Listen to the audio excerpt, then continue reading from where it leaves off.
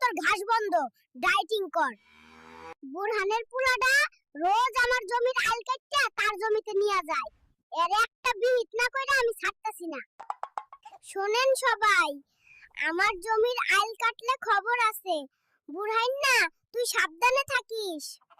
Member সাহেব, হয় আপনি আমার জমির আইল মাপার ব্যবস্থা করেন, নাইলে আমি নিজেই বর্ডারের মতো কাঁটাতারের বেড়া দিমু।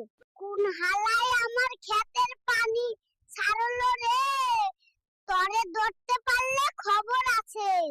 হ্যালো কৃষি আপা, আমার বেগুন গাছের পাতা সব কুকড়ে যাচ্ছে, এখন কি দেব? এই লেদা পোকার বংশটারে আমি নির্বংশ কইরা ছাড়মু। আমার কচি লাউ গাছগুলারে খায়া শেষ কইরা দিল।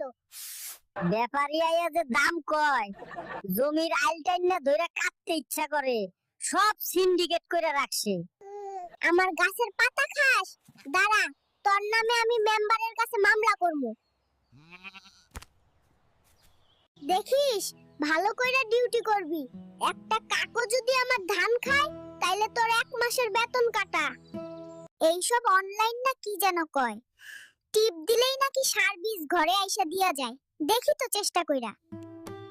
ধান কাটার সময় হইলো, কাস্তেটায় ধান না দিলে তো হাত দিয়া ছিটতে হইব। এত কাম ভাল লাগে না আমার।